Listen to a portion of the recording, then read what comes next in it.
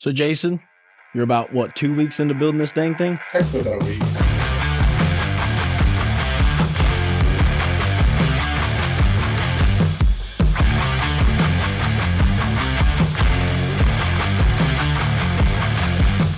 Last Saturday, we spent a bunch of time and got the belly pan pretty much all put together. TIG welded it out 100%, flipped it over, TIG welded all the bottom, and then started building up, brought up A-pillars, the front bumper, the front end, front fenders, got the rear all tied together, motor mounts are in. Threw the door bars in temporarily for right now until the seats get here and we can actually test fit the seats and get them mocked up to make sure that we don't have any clearance issues. So that stuff's not welded and it's just kind of hanging out. This weekend with waiting on parts to show up, doesn't look like we're really going to get too much more. So I'm going to go ahead and throw a pair of mock-up seats that we're fortunate enough to have here in the buggy, get them set, get the rear harness bar in, down tubes, try to get the sway bar mounted, probably the water pump for the intercooler in there, start building the bulkhead and get the front diff mounted off in it, and that incorporates a winch mount and AR mounts and stuff, but we're still waiting on suspension parts to get here. So I'm not going to weld out too much up there, and might start doing some of the sheet metal work on getting like floor pans, the front firewall initially set, and try to just get as much as we can get done. The weekends are my heavy time to hit, so. Do you have a rough estimate of how many days you got left? It's actually a good point. We are 62 days until the gate's open. Need to get drive shafts built this weekend too. I need to get a new carrier bearing in. The carrier bearing on it was shot. We'll be swapping out all the factory U-joints and putting splicers in those. I need to get a billet yoke ordered up for that for sure. I broke a couple of those trail riding in other cars. Didn't you break one of them too? Yeah. Maybe it was Will. But yeah, they shatter. Makes a mess. That's actually how Little Blue happened. We were at Windrock on Trail 15 and I shattered that, and taking the car apart to try to get that drive shaft out to fix it was such a pain in the butt that I just took the whole car apart, sold all of it off, and built a buggy.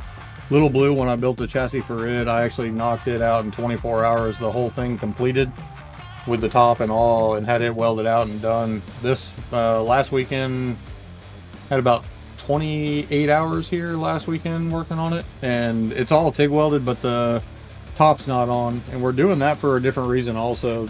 This car is being built as a Beltline car. In Little Blue, this A-pillar actually ran up all the way up into the roof, tied in, and then it had a splice at the B-pillar and tied into the back.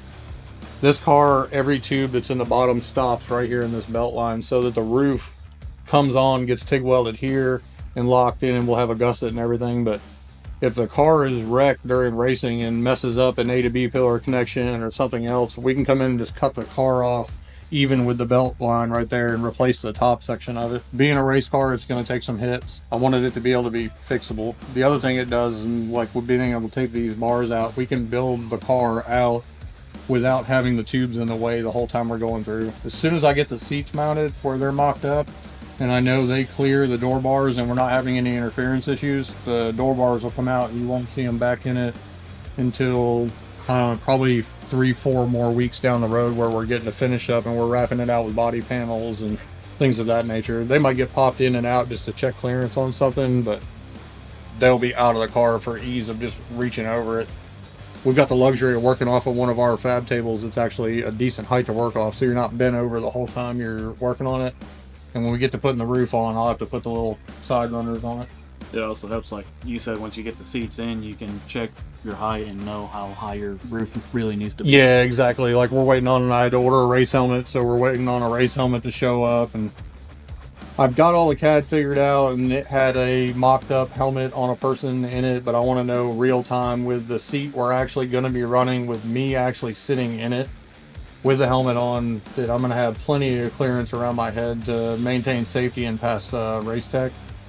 More than likely, when the seat actually gets here and the helmet's here, I'm going to sit in the chair and I'm going to get one of these boys in here to stay late after work one day and just digital scan me and get me to where I can put me in the model for the race car. We've got a lot of parts coming. There's a lot of great companies that are getting behind this project.